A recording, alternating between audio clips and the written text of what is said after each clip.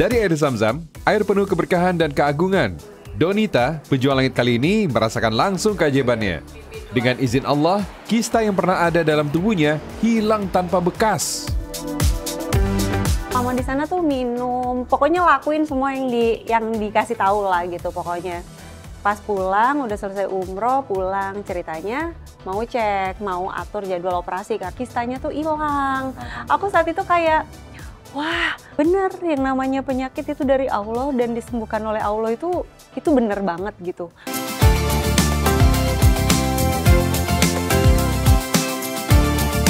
Masya Allah, pejuang langit, alhamdulillah nih hari ini kita bisa ngikutin kegiatannya Kak Donita nih.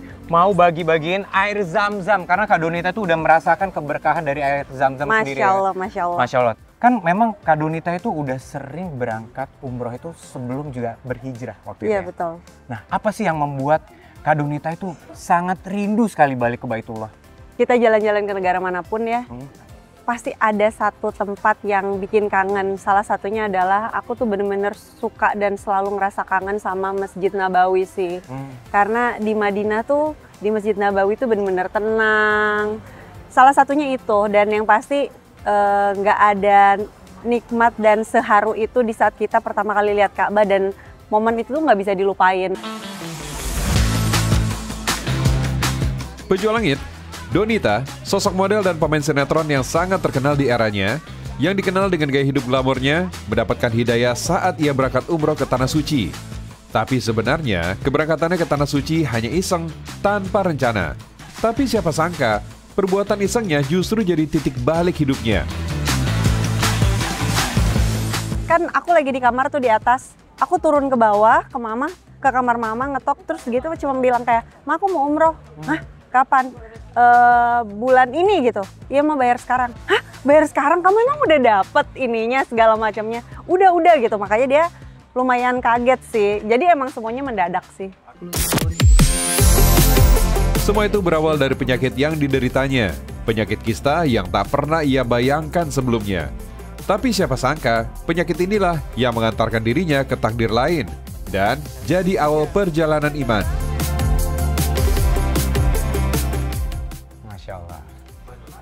Assalamualaikum. Assalamualaikum. Apa kabar? Sehat Pak? Ya Pak. Bu. Masya Allah. Wah kita ternyata udah ditunggu nih Kak Donita. Iya. Pak, jadi saya hari ini nemenin Kak Donita nih. Ada mau berbagi sedikit rezeki buat adik-adik di sini. Semoga bisa diterima dengan baik ya Kak ya. Amin.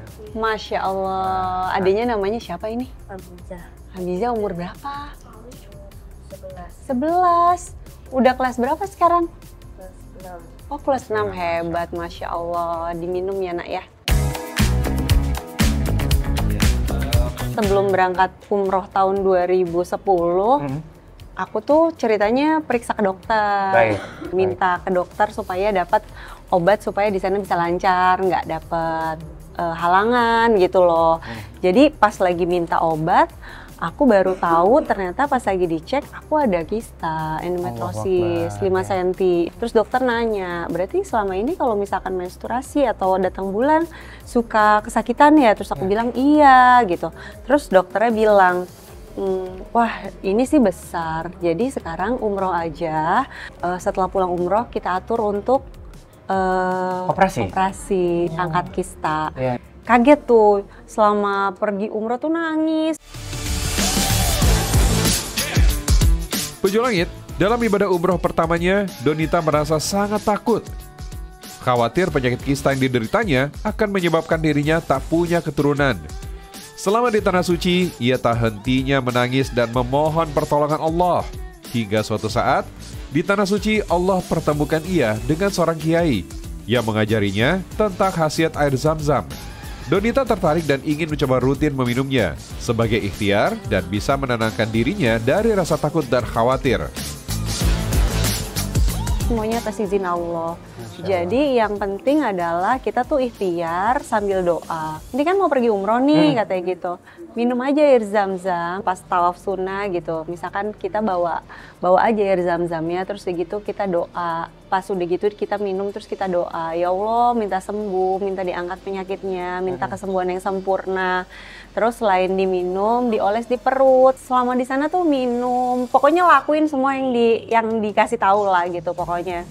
Pas pulang, udah selesai umroh, pulang ceritanya mau cek, mau atur jadwal operasi karena waktu itu kan kapan nih kira-kira waktunya yang tepat, penyembuhannya berapa lama. Pas lagi dicek, nggak ada lagi, apanya nggak ada dok, gitu. Nggak ada ininya, kistanya tuh hilang. Aku saat itu kayak, wah, Masya Allah, itu aku sampai saat itu kalau cerita ini suka masih kayak terharu gitu. Bener, yang namanya penyakit itu dari Allah dan disembuhkan oleh Allah itu bener banget gitu. Dengan rutin meminum air zam-zam, kista berukuran 5 cm di dalam tubuhnya hilang tanpa jejak. Tanpa operasi sedikit pun, Allah sembuhkan dalam waktu hanya 1 bulan. Sebuah keajaiban yang tak pernah Donita sangka sebelumnya. Masya Allah.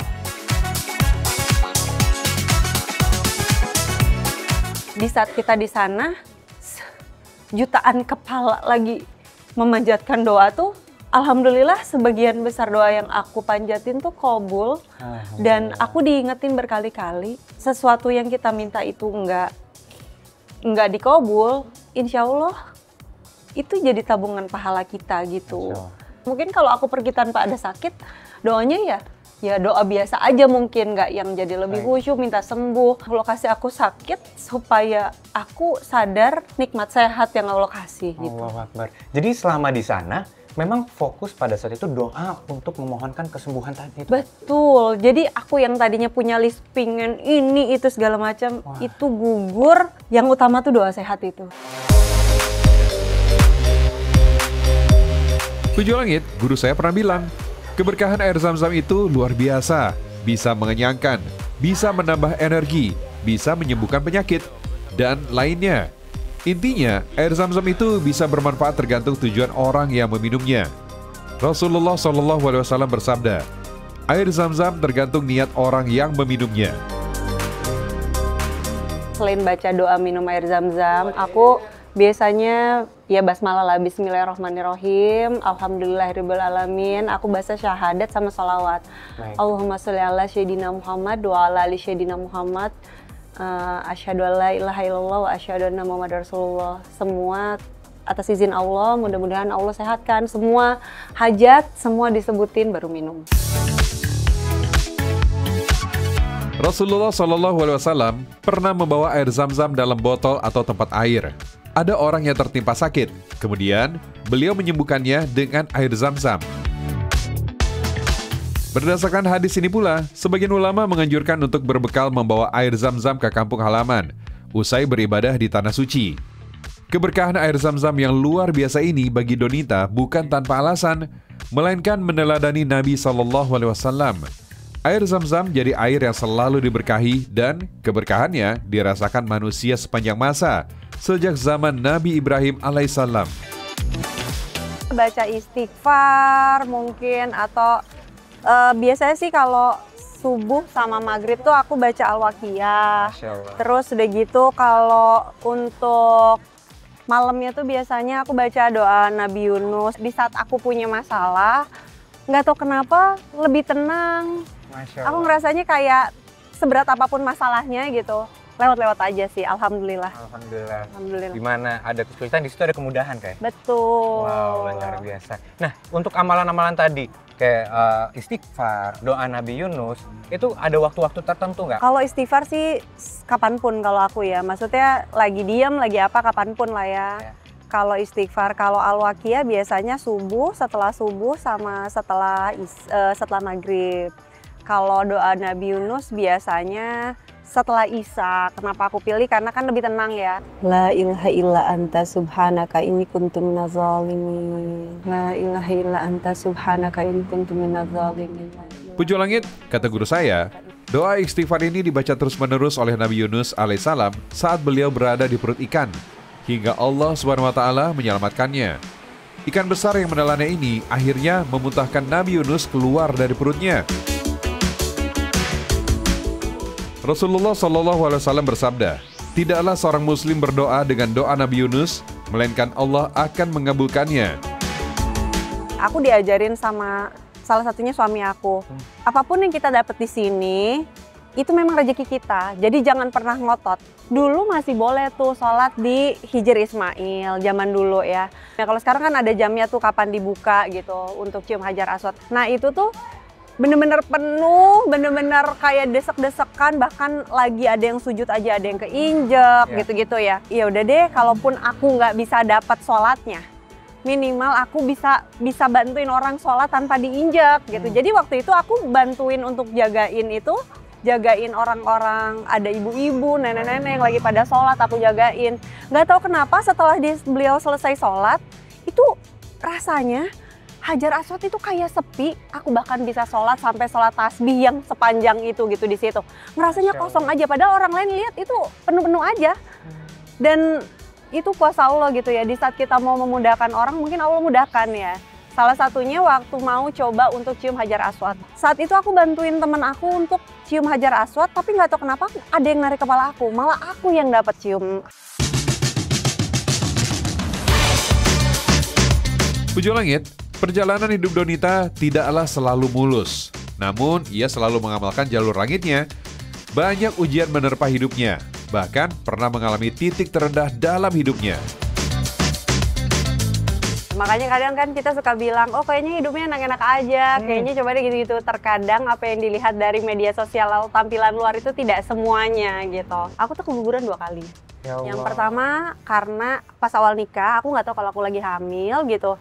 Ternyata bayinya tuh kurang nutrisi karena aku nggak tahu gitu. Aku kan emang suka ya diet lah apalah gitu ya. Kehamilan pertama aku keguguran, kedua ketiga ada, yang keempat tuh pas lagi pandemi itu. Oh 2020? 2021, aku nggak tahu hamil, terus tiba-tiba ternyata iseng pakai test pack, ternyata aku hamil. Baik. Puji Langit, banyak faktor yang membuat Donita menjadi dirinya yang sekarang, meninggalkan gaya hidup glamor, lebih dekat dengan Allah Subhanahu wa Ta'ala, dan menjadikannya sandaran hidupnya. Masih lekat dalam ingatan Donita, saat itu ia suka berbusana terbuka, belum berhijab, kemanapun ia pergi. Hingga suatu hari ia ditegur anaknya, yang sekaligus jadi tamparan paling besar dalam hidupnya.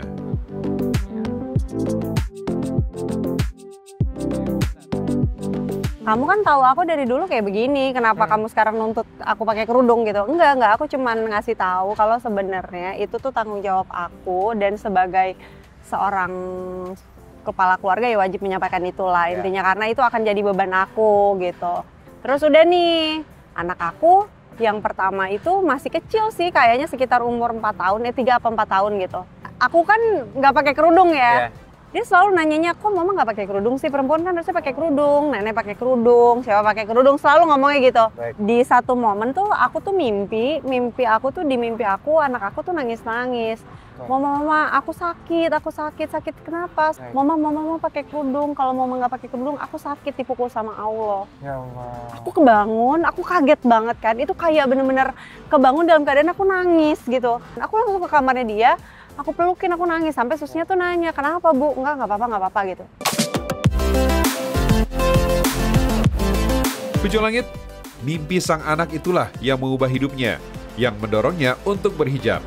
Keesokan harinya, Donita memeriksa seluruh kontrak iklan dan pekerjaannya. Semua hal yang menghalanginya untuk berhijab, ia tinggalkan.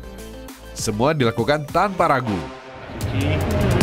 Selain faktor anak, Donita tak pernah mengabaikan faktor doa suami tercinta, Adi Nugroho.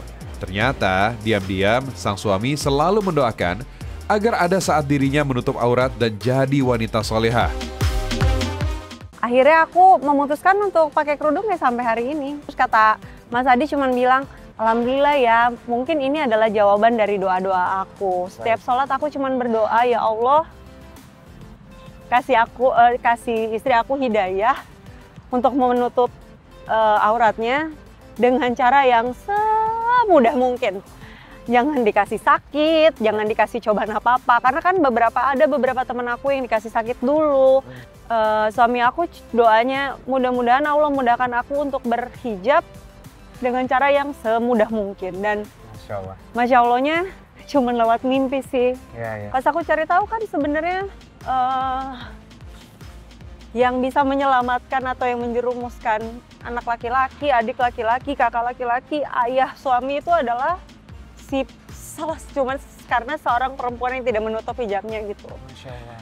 Satu helai rambut itu kan satu cambukan kan buat anak laki-laki, adik laki-laki, kakak laki-laki, ayah, terus udah gitu suami.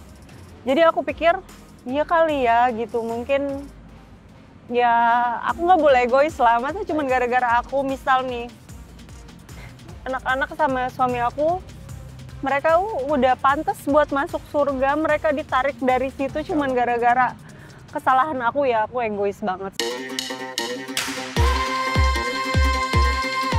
Kini Allah anugerahkan Donita dan Adi Nugroho dengan anak-anak yang sehat dan soleh, serta penghafal Al-Quran. Allahu Akbar. Pejuang langit, Masya Allah. Kedua anak Donita terjaga hatinya, senang beribadah di Tanah Suci. Saat beribadah di Baitullah bisa menitikkan air mata. Katanya kemarin siapa tuh yang mau nyium Hajar Aswad? Siapa yang pengen nyium Hajar Aswad yang sampai nangis? Tadi. Iya. Yang nangis ini sebenarnya semuanya kepengen, cuman saat itu tuh kan kita berangkatnya pas tahun baru, lagi musim pada liburan kali ya, jadi penuh banget. Bahkan untuk pegang Ka'bah tuh susah banget. Saat itu kan takutnya kan mereka kan masih kecil ya, takut kehimpit-himpit gitu loh. Jadinya nggak sempat pegang Ka'bah ya. Nggak apa-apa, insya Allah, berarti rezekinya cuma segitu ya nak ya. Terus pas lagi tawaf aku juga nggak ngerti kenapa warga bisa nangis waktu itu. Pas lagi umroh, pas lagi kita lagi... Nggak tahu, nggak sadar. Oh, nggak sadar ya, nangis aja gitu ya. Karena bersyukur nggak? Masya Allah ya, bersyukur ya. Wah, luar biasa banget nih Kak Donita. Nah, sepenting apa nih parenting Islami di keluarga kakak? Kalau menurut aku tuh kan, aku hitungannya masih, ilmu aku cetek banget lah ya. Jadi aku di saat aku harus menjelaskan sesuatu ke anak-anak yang gampang aja gitu loh. Sama kayak semuanya tuh, segala sesuatu yang kita lakuin itu semuanya bernilai. Pahala itu udah kayak poin. Makin banyak poin, makin banyak kesempatan kita untuk nanti masuk ke surga. Pejuang langit, menikah dengan Adi Nugroho di tahun 2014, seorang host ternama yang juga berada di dunia entertainment, menjadi keberkahan besar bagi Donita. Melalui doa dan bimbingan sang suami, Donita semakin dekat dengan Allah dan istiqomah dalam jalan hijrahnya. Soal kesempatan, soal rezeki, semua sudah diatur Allah. Dan Alhamdulillah, ia raih berkah yang tak pernah putus. Salah satunya, Allah amanahkan Donita jadi brand ambassador sebuah travel umroh. Sehingga ia bisa terus menjadi tamu Allah di Tanah Suci setiap tahun. Allahu Akbar. Yang namanya rezeki, yang namanya panggilan dan undangan itu tidak melihat siapa, dengan cara apa, itu bisa kapanpun dan pada siapapun terjadi, termasuk sama aku. Banyak mungkin orang yang punya uang tapi keinginan atau kesempatan untuk berhajinya belum gitu. Kesempatan atau keinginan untuk melakukan umrohnya belum. Masya Allah, Allah kasih nikmat itu sama aku. Aku ngerasa banyak support banget dari Mas Adi. Yang namanya iman seseorang itu kan turun naik ya, apalagi awal-awal aku hijrah lah ya, awal-awal aku belajar untuk mengenakan hijab gitu. Yang aku tuh ngerasa jelek banget. Enggak sayang, kamu cantik kok, kamu oke kok. Selalu dia yang semangatin aku, selalu dalam hal apapun. Misalkan nih, aku lagi kendor gitu, dia cuma bilang nggak apa-apa, jangan dipaksa, pelan-pelan tapi pasti. Silaturahim saya dengan Donita benar-benar mencerahkan saya. Allah Subhanahu wa Ta'ala Maha membolak-balikan hati seseorang. Maka sekecil apapun kesempatan itu datang, segera meraihnya. Sesungguhnya engkau Muhammad tidak akan dapat memberi hidayah petunjuk kepada orang yang kamu kasihi. Tetapi Allah memberi hidayah kepada orang yang Dia kehendaki. Dan Allah lebih mengetahui orang-orang yang mau menerima petunjuk.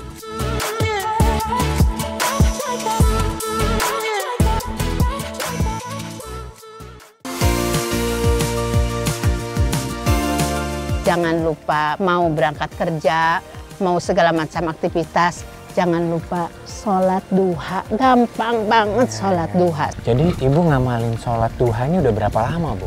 Malu dibicarakan. Tapi ya buat aspirasi semua. Iya. Ya sekitar 40 tahunan. 40 tahun? Iya.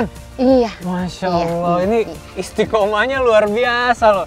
Nggak sembarang orang bisa istiqomah ngamalin sholat duha selama itu, Bu.